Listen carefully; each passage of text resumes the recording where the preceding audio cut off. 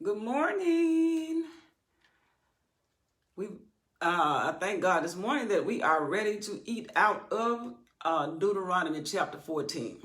I've been up really early this morning because it was something in this chapter that um, I had to go. I went before some people.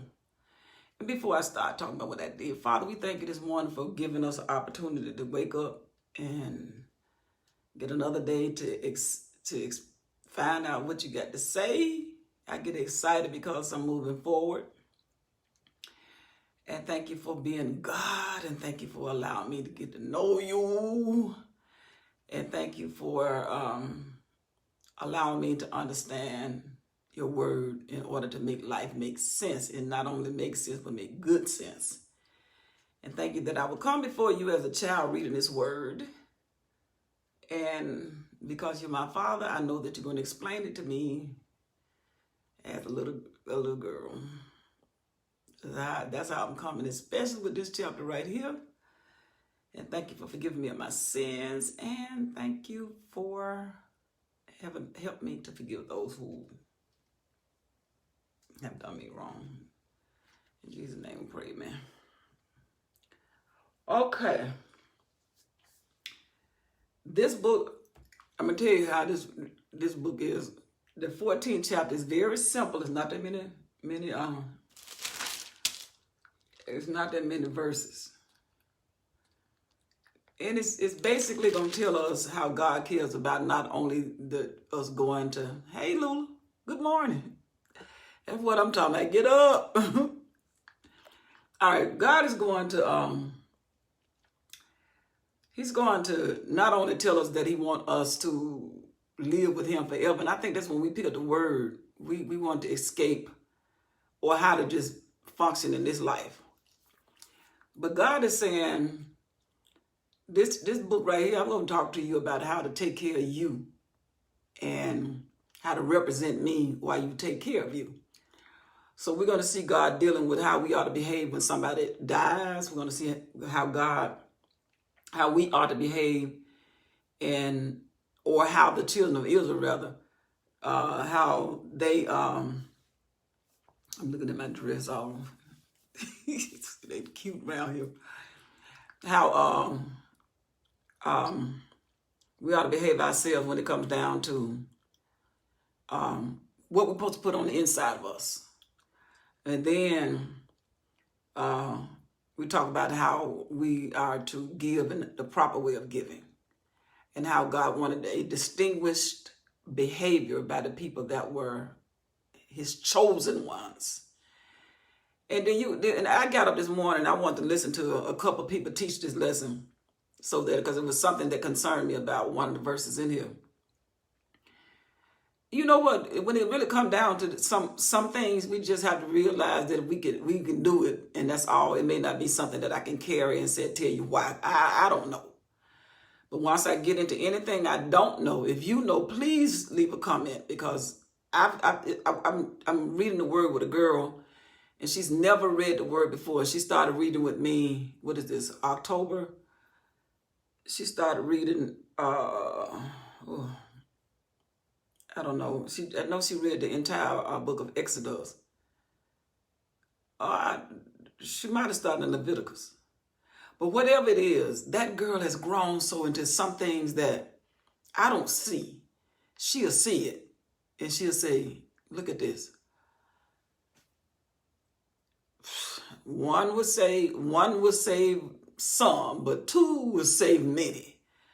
That girl is picking up on things out of this word, and I have been reading for years.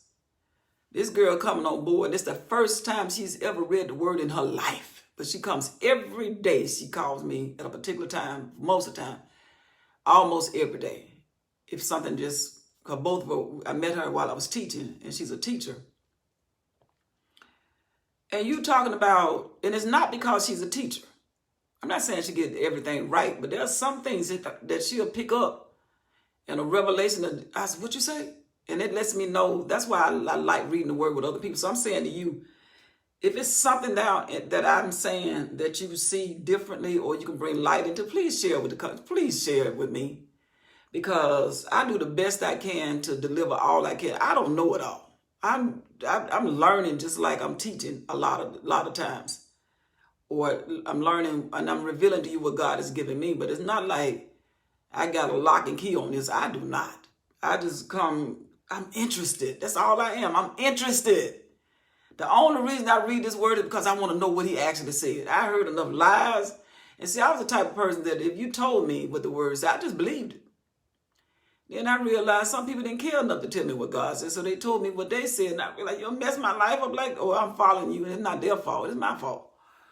But as a child, I was taken down that road because we didn't have a whole lot of scriptures. We just didn't do certain things. And then we would quote saved.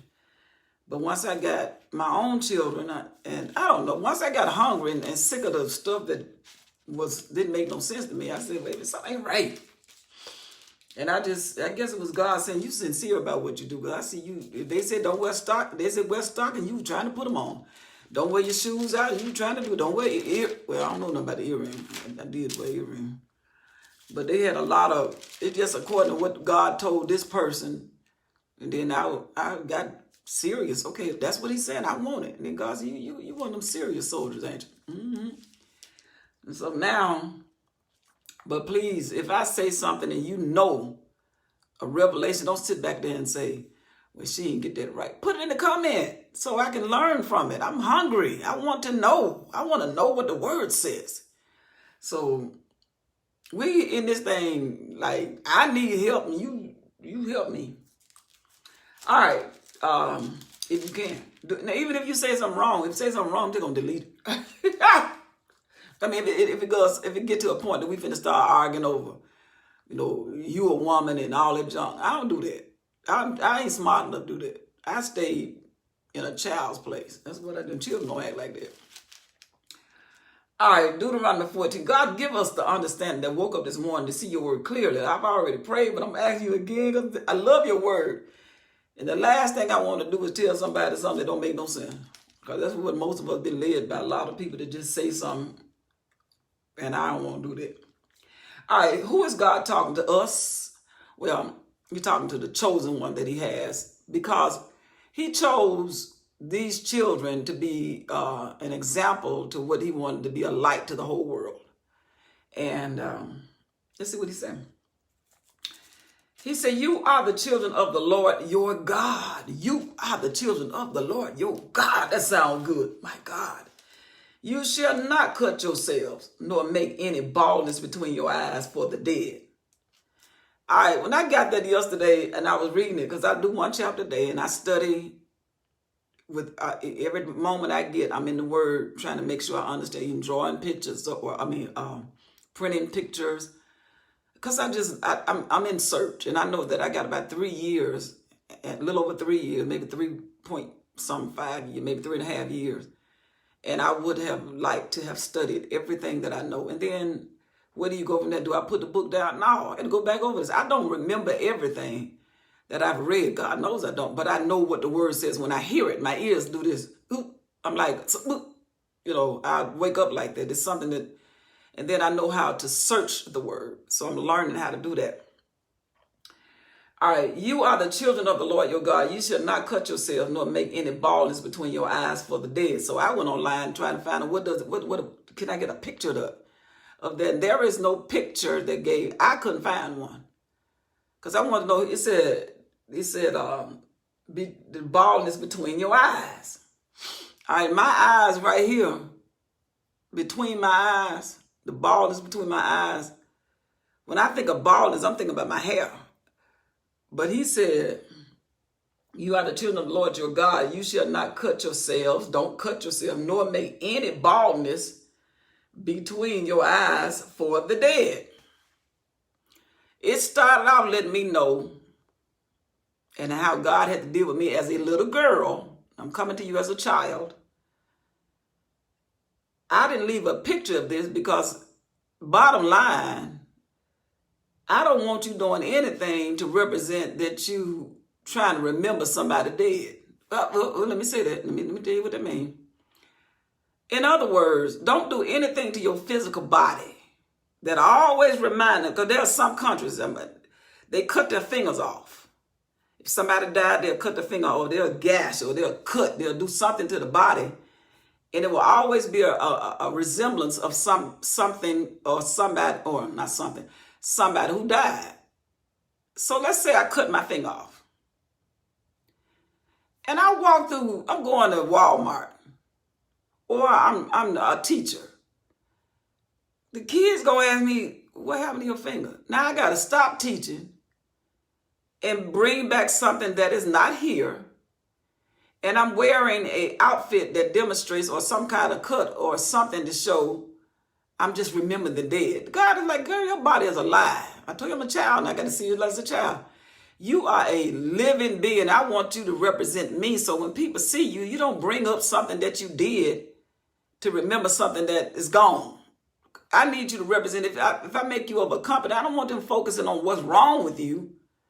I want them to focus on what you're saying, not for you to have something to remember something that you don't understand. And death is something that I do not understand.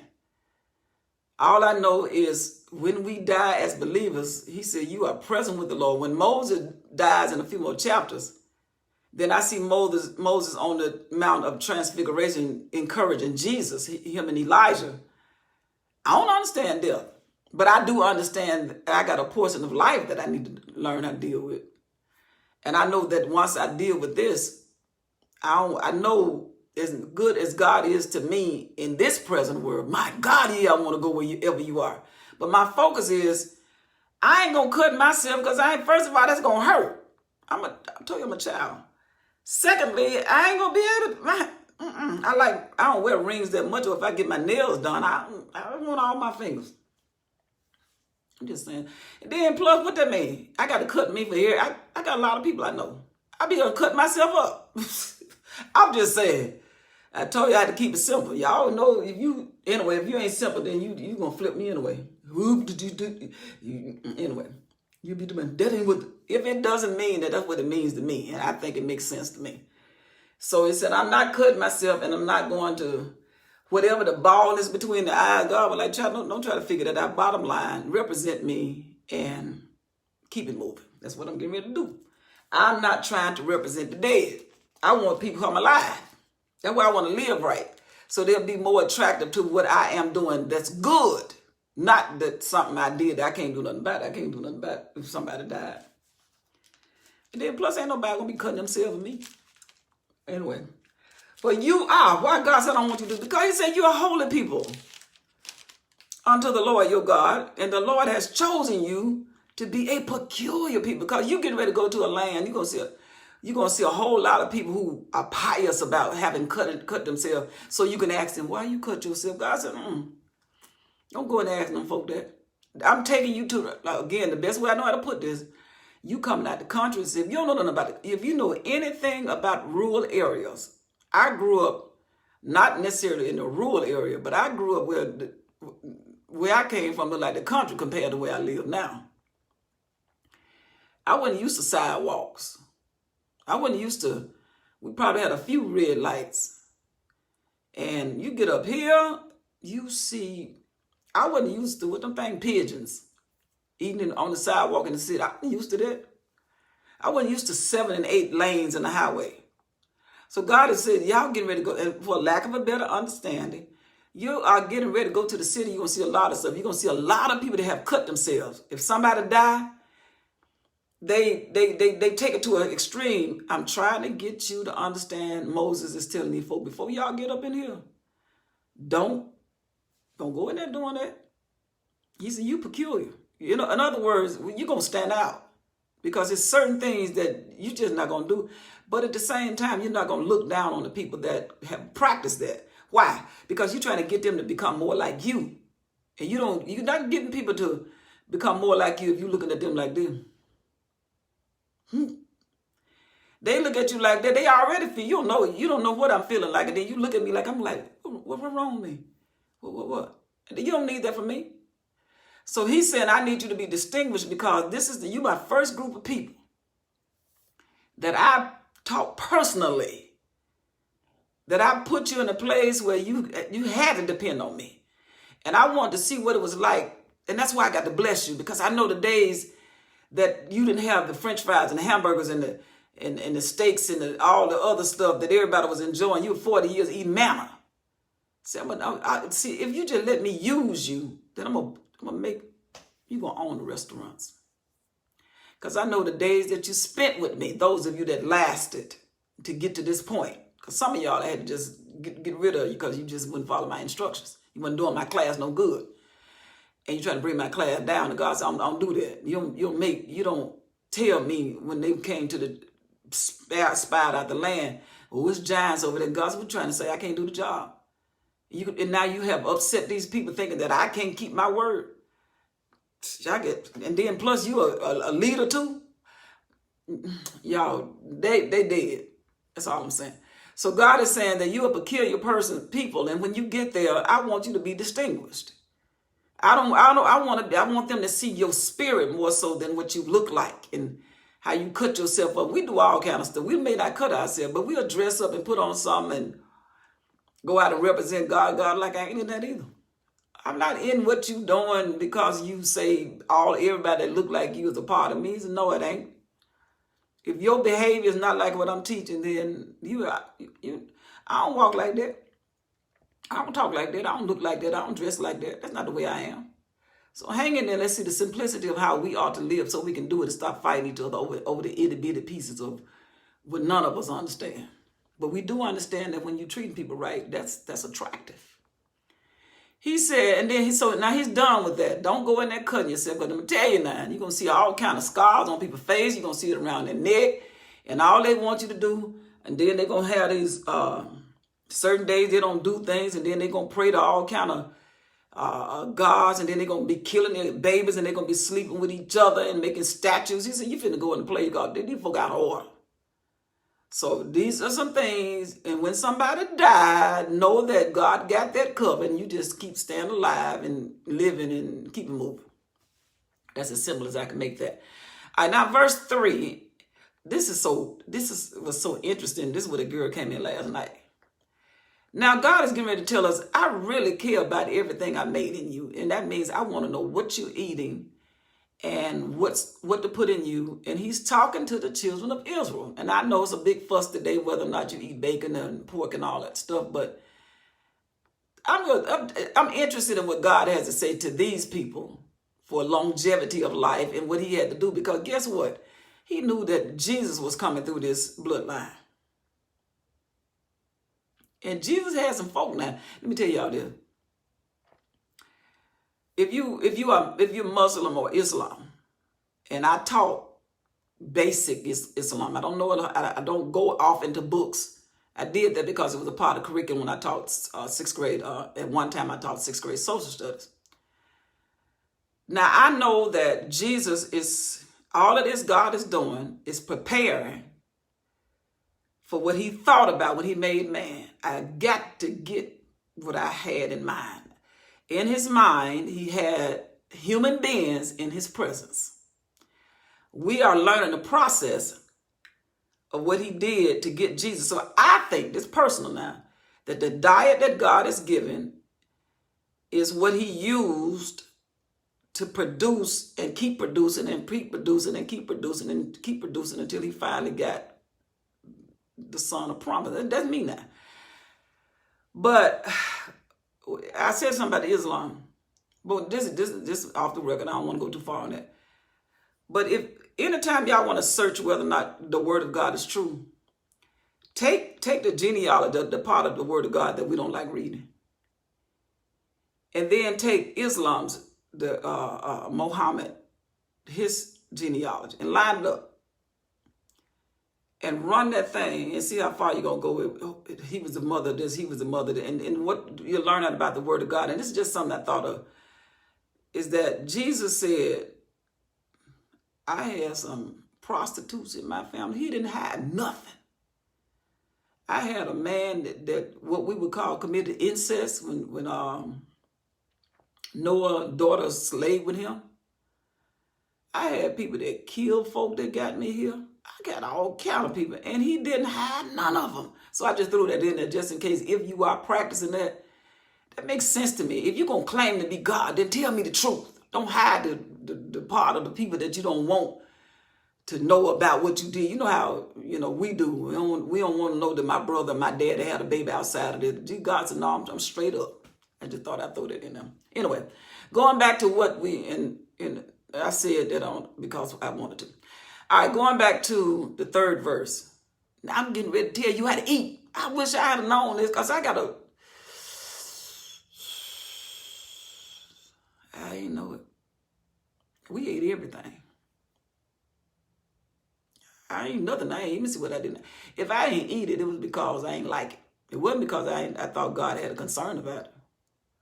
And it's bad when you're a child. And I'm not blaming it on anything because now as an adult, you can put away those childish things. If your mama didn't know, you old enough now to know you don't need that. So some of the things we're getting ready to say, it's going to be very interesting. And it's not saying, quote, and I don't argue with people that do that. But as for me, I just felt like if it wasn't good, then I would like to know what it's like to have this disciplined life with God and say, okay, don't eat these things. Some of the things I wouldn't eat no way, and some of the things I will.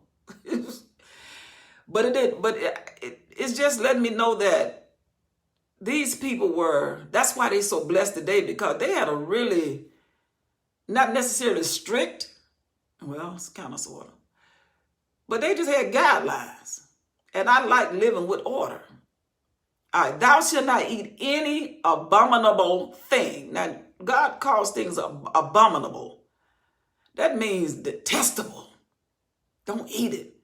And even how some of us, in the United States, I think, as far as I know, I don't think any other country has done this. As far as who we marry and all of that stuff, some things are an abomination. In other words, God saying these are things that really put me in a position where don't even go there.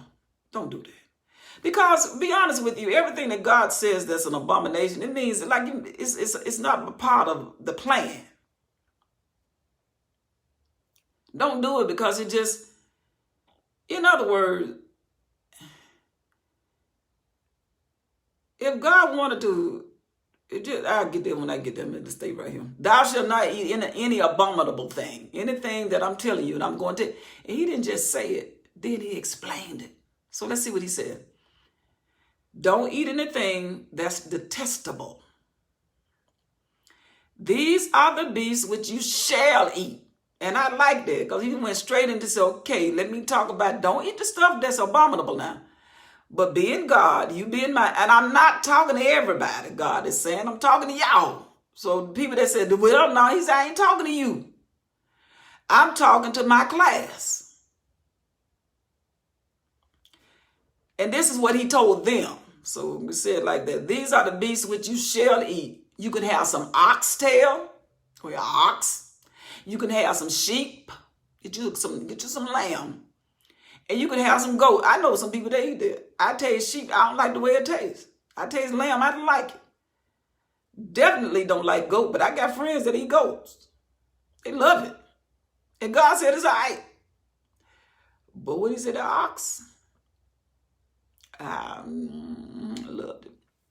The hart and the roebuck and the fallow deer and the wild goat and the pygarg and the wild ox and the camas or bison. No, that thing that pygarg is a bison. That's some type of beef. All right, those animals that I just got. Okay, the roebuck and the fallow deer and the hart. So we already know that's in the deer family. When I was reading this, and we were talking about this last night, some of these things are so closely related that God is saying, okay, you can have this. But I'm going to show you some things I saw that was funny when I read this. And every beast that parteth the hoof, in other words, look at his foot, and cleaveth the cleft into claws, and how he bites. Wait a minute, don't let me say that. And cleaveth the cleft into two claws. I'm saying bite, and I'm sorry about that. And cleave the cleft into two claws, and cheweth the cud among the beasts, that you shall eat. So I'm describing, so the bottom line is, and you can go online and Google, you get a list of things that God said you can eat in our United States or maybe in your country This is the menu of I'll serve you, and this is what we don't serve it here. Nevertheless, let me give you a list of things that, and this is the part that I like, and I thought that God was funny right here. Nevertheless, these ye shall not eat of them that chew the cud, or of them that divide the cloven hoof. And then he said an example, as the camel and the hare and the coney. And I think that coney was some type of rabbit. For they chew the cud, but they divide not the hoof. In other words, pay attention. It has to, you could eat the one that does both. But if you find an animal that does one of them and don't do the other one, pay attention. But divide not the hoof, therefore they are unclean to you. They got to be what I said. And what I saw was God said, that it's not funny, but it was funny to me. You know how we try to do things to get around it and say, I know God said I could not to do this, but I'm going to do this. And I'm talking about not just the eating part, like Balaam did. You know, God don't like that, and I can't curse you for that, and I can't tell you wrong for that, but tell you another way I can get you. God is saying, I got it covered. When we were reading this last night, I said, girl, look at God covering this thing. It's like, don't say if it's a part of what I said, it still don't bother. You have to do it like I said, and don't do part of what I said and think that I'm gonna give you the fruit of as if you did all I said. So if you find an animal that has chewed the cud but don't have the hoof, leave it alone. If you know that I said don't do this, if I said, well, he ain't really said you can't kiss, or he, I know he said that not to fornicate, but he didn't say you can't. He didn't say you can't do this. If he said, I clearly told you not to do it, please don't flirt around with things that I said, just leave it alone. But since we're talking about food, I just thought, that's for me. I thought I'd kind of throw you that. And then verse 8, and the swine, my life was built on the pig. And I'm trying to cut the pig. And I ain't doing it because I feel like I was going to hell if I ate it. Number one, it just makes sense to me because when I looked it up, and it says it doesn't, if you got joint problems, pork has been one of the things that they found that aggravates, and I don't need nothing to aggravate me. And plus, I like pig. I like everything about a pig. I haven't eaten everything, but I loved it. But what that did when I stopped eating the pig, not necessarily stop, well, trying, I saw that I'm more cautious about what I buy. I'm thinking. I'm not just loading my grocery basket with stuff that it's been a couple months since I had some bacon. I love bacon. I like that good bacon. I like that Costco bacon, that thick. That stuff called $20 a pack. That stuff's so delicious to me, and I'm not trying to sell it, but I ain't lying to you. Pig food tastes good. And those are the things that we don't have no problem eating. We don't have but right here, back to God talking to these folks. And the swine, because it divides the hoof. Yet, it chews cud, but it divides the hoof upon his foot. But it chews the cud. It is unclean unto you. You shall not eat of their flesh, nor touch their dead carcass. That's what the word told these folk. And it just makes sense to me, but anyway, keep it moving. These you shall eat. He said, now I'm through with what y'all put as your main menu. I've gone over the foods that you can eat. I told you not to cut yourself. Now I'm telling you that I don't want you eating certain meats, and I told you what you could eat, and that's just for my class. So anybody got a problem with God saying, you can't have that? And he said, I ain't talking to you. Excuse me, y'all. My nose is itching. My nose itching. Sorry. Anyway, My granddaughter said, Grandma, you got a red nose. Child, I doubt it. All right, so I can't go around cutting myself. I can't go around representing dead folk. I can't, don't want to cut myself no way. I don't even want nobody cutting on me if something wrong with me. Anyway, I ain't doing it. And we know now that God said on the menu is certain things that you can have. You can have some steak. Just can't, he tell these folks, y'all just can't have no pork chop now. All right, let's see that. So we got the meat covered. Now he said, y'all walk on over here with me and let's go to the sea. I don't want you eating everything in the sea, my people. Let me just get it straight. I'm talking to these people in Moses' day now. These ye shall eat of all that are in the water. Like God, he started off to tell you what you can eat. But know this, if you've been with me, I'm going to tell you what you can do and I'm going to tell you what you can't do. But most of us like what we can do and we pay no attention to what we can't do. So we mix it all together so we don't know what we're doing. I'm just saying. Ye shall eat of all that are in the water, all that have fins and scales shall you eat. That's simple. But our biggest, I'm just saying, boy, these folks had it, man. And whatsoever has not fins and scales you may not eat, it is unclean to you. Of all clean birds, okay, so he said that about now he jumped out to sea and then he went into the air. But in Leviticus, he gave a little more detail. But let me tell y'all something. I love shrimp. I love me some catfish. I'm from Mississippi, and that's big time. When I read this in Leviticus, I don't know, and I'm not smart enough to say I know, and I'm not putting myself in a position because I know they said when Jesus came and took care of this, all this stuff, we don't want us fighting over this stuff. But I'm telling you, for me, but I thought about something. You know, the shrimp I love. And they said they're the scavenger of the sea. I started thinking. I used to think that shrimp might have just ate seafood. But that's not the only thing in the sea.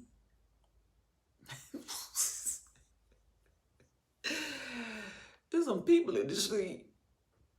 I was like, we were talking about this last night. I was like, girl, I never thought about, there's the dead, the word said, and the sea gonna give up its dead. And I thought about, shrimp might be around there poking on a few.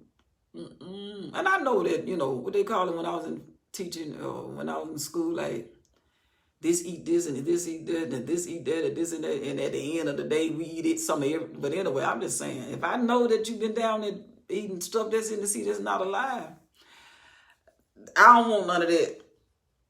I'm telling you, I've eaten. I don't know what I'm gonna look like at the end of my journey within a year, but I plan to be looking different because most of what I've eaten. And like I said, this is not to say I'm not smart enough to tell you anything else other than what the word says. I don't debate over whether, like a man said, if you're a woman, you're supposed to have something on your head. Well, I got something that could live right here. I can't get off into all that stuff. I don't do all that. I can't. I ain't smart enough. Now, as I grow and learn that it don't matter, then I'll do it. I'm willing. I'm submitting myself to God. I'm in kindergarten right now. All right. So, I'm in a child's place when I come down to the word. So he went over the food that's in the ocean that we get, or in the sea that we get. Now let's get up in the air. That's how easy this word is. Of all clean birds you should eat. And when Noah, God told him to collect the type of animals, and he had to have 7 of the clean and 2 of the unclean. That's a lot of wisdom in this. But anyway, let's see what he said we can have up in the air. All of the clean birds you should eat, but these are they which you shall not eat. He said, don't go in there till I'm finna have, girl, come over here, I got some boiled eagle. He said, no, some ossifrage. I may not be saying that word right. And osprey, all those in the eagle family. I looked it up. And the glede, vultures. And the kite, vulture. and the vulture after his kind. So God said, I'm telling y'all, because I know if I don't name them, you're going to be poking around trying to do, you're going to try to get so close to sin until he said, I know you. That's why I love you, because I know you. I know that you will do something that's close to sin and then think you all right. That's why I'm trying to name these things. And every raven after his kind, you know what a raven does. And the owl, don't eat no owl. And the nighthawk, and the cuckoo, all these are them same kind of bird. Now some countries, let me tell you what God is doing. Where y'all going, these people eat that. Everything I'm telling you that I don't want you to eat, you going to a place that this is a delicacy. Did I say camel? Yep, as the camel in verse 7. Some people, I'm sorry, there's a phone call. I got some business. That's why one reason why I'm so early. He's telling me he's on his way. All right, and the owl, the nighthawk, and the cuckoo, and the hawk after its kind. The little owl, don't eat that. And the swan, don't eat that.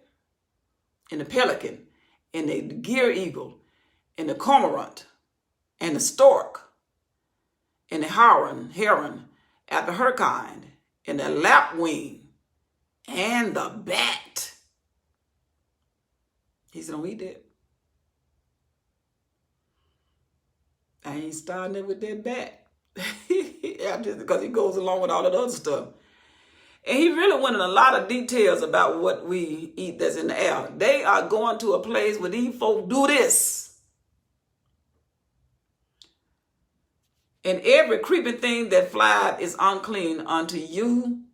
They shall not be eaten. He said, if you got it, in every creeping thing that flies is unclean unto you. He said, don't eat that. That you shouldn't, like the grasshopper. A grasshopper hop, he don't fly. You better go check him out. I'm just saying. That's what we were talking about last night. But of all clean fowl, you can have that. You got some chicken, some turkey. You should not eat anything that dies of itself. If something just got sick and died, don't eat it. I don't care if it is a cow. If somebody hit it in the road, if another animal come and bite it and tear it to pieces, don't eat it. Know what you are eating. That's why he said, I need to take care of you. Because I want you to take care of not only your personality and your behavior. I need you to be so distinguished that, like I'm too heavy. And that, like cutting yourself, that's a distraction, being overweight. Because people will get up, you'll start talking about, she sure is big to be talking about the word. But God used big people. But big people need to stay in class so they can learn how to eat. That's what I'm trying to do. And walk. And every creeping thing that flies in unclean or do some type of something to get yourself back together. Because I've been smalling and I've gained back because I'm inconsistent with my diet. And that's just bottom line. But what does God want me to be? He wants me to be healthy. Because he said it.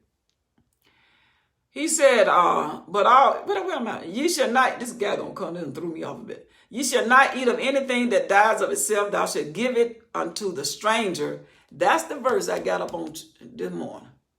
And I ain't gonna pretend that I know what God is saying. He said, now you shall not eat of anything that dies of itself. You can give it to the stranger that is in the gate, that he may eat it. Or you may sell it unto an alien. An alien means somebody that's from another country. Stranger is somebody that's, and I know that one definition of a stranger is a person that's not related to, that don't know me. But then, and it was not like God was saying, you better than they are. Well, you are. When you get in Christ, you have a better, everybody recognizes a better teacher. Everybody knows a better neighbor. You have qualities about what you do. You shall not eat anything that dies of itself. Thou shalt give it unto the stranger that is in the gates, that he may eat it.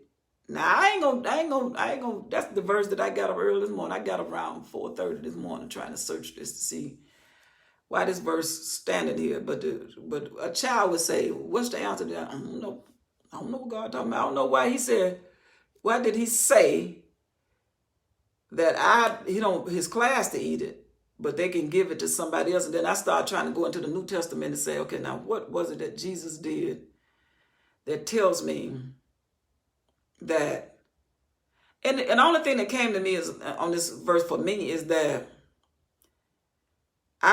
this verse right here sort of shed a little light saying, personally, there are certain things that I don't do. Like some people don't wear jewelry. I don't wear it personally because I'm just not going to do. I choose not to, but I'll let you have it. That's the only lovely way I can see it. That's how I saw it. That if I don't do it and God told me not to do it, it's not saying that it's wrong because it died and I gave it to you. Because first of all, you ought to know enough sense that certain things, there's some things are just common. But I don't know why God said it. So I'm going to leave that alone. But guess what I do know? When it's time for him to reveal it to me, I'm going to stay with this word. He's going to say, you remember that scripture that you didn't know? Go hook it up now. So we'll wait. We're going to leave this one right here. All right. So I don't know why he said that I can't have it. I can't eat it, but I can give it to you. And then I can give it to a stranger. And I'm not, and I just understand that I'm just like, I don't know everything. I don't know how they make tissue. I don't know everything, but that one right there I declare to you, I do not know. Thou shalt not see the kid in his mother's milk. In other words, if a goat or a cow had a baby or calf, don't take the mama's milk and the baby and boil the milk, and then that was something they couldn't do either. He said, but this is now we through with the food part. So we understand that we don't cut ourselves and represent. We walk around talking about I got this right here because somebody died. Now my whole conversation been bring up. And that's another thing. When God has delivered you from some type of sin, that ought not to be what you drag around every day to get people. Because emotionally, we're going to want to listen to all of that. But I think it's enough. We got enough in the word to talk about whether then who did this to you. And I mean, that's true.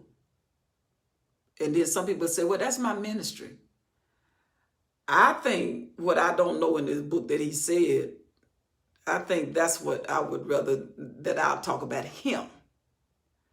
For me now, once you tell me that this happened to you and I get it, I really want to know what happened to him. This is the one that makes, I get it. I get this right here.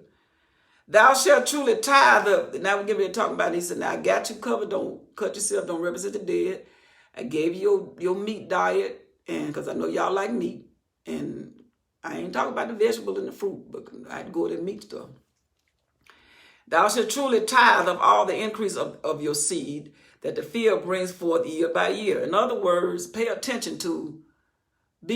Tithing means that you're paying attention. And right here, this thing right here, I'm being honest with you. That's why I stay before the word, because wherever I get slack, then the word says, I'm reminding you. That's a father.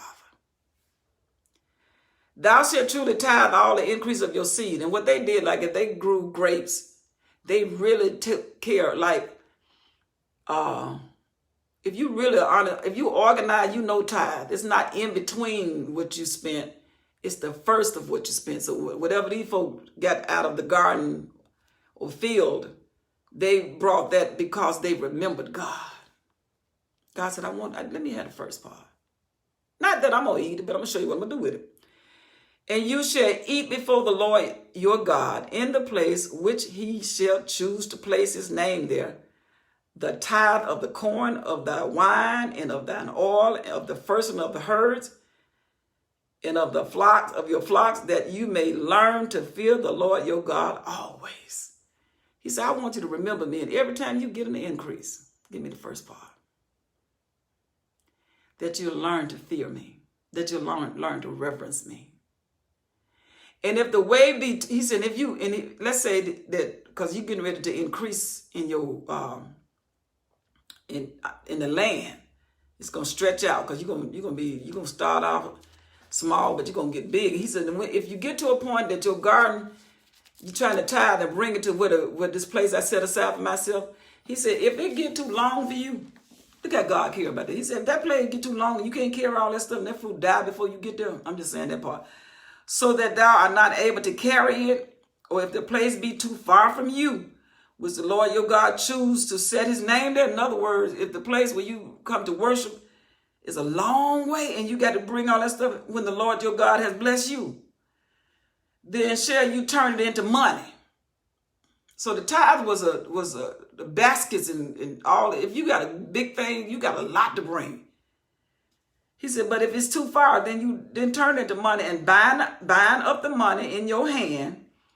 And you shall go to the place which the Lord your God shall choose. Take it to the place. I'm going to put my name on it.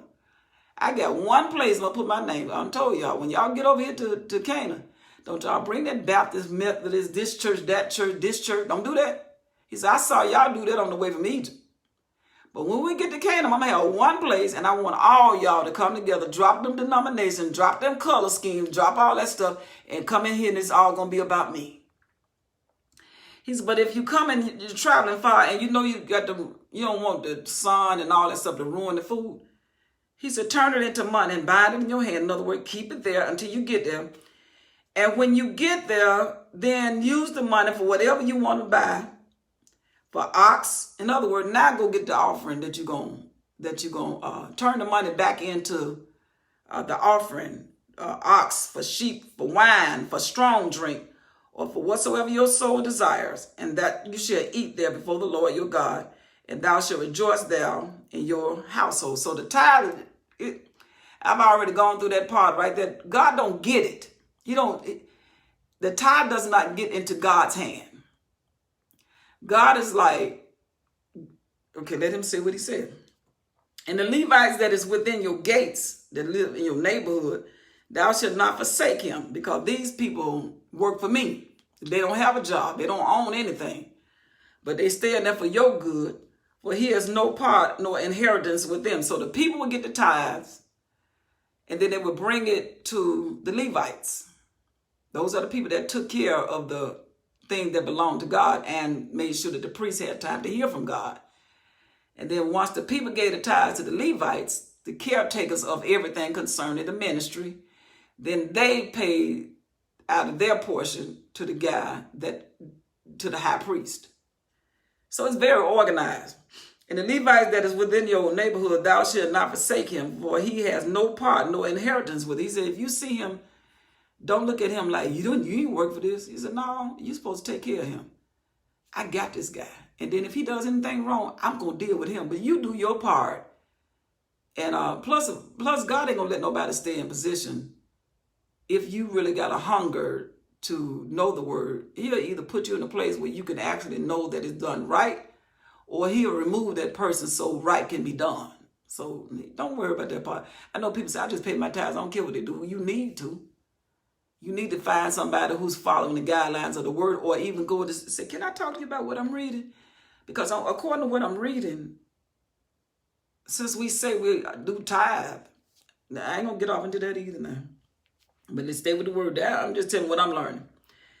And then he said, at the end of 3 years, you shall bring forth all the tithes of thine increase the same year, and shall lay it up within thy gates. Now, different people say that means that they tithe, and then they had another tithes that they brought every 3 years. I don't know about that, but I do know what makes sense. Let's say that you got a business and it took you some years to get it off the ground. So nothing that you got ever became an increase.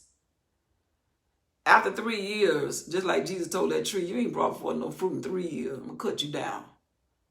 And then that guy said, well, give me 1 more year. Let me work with it.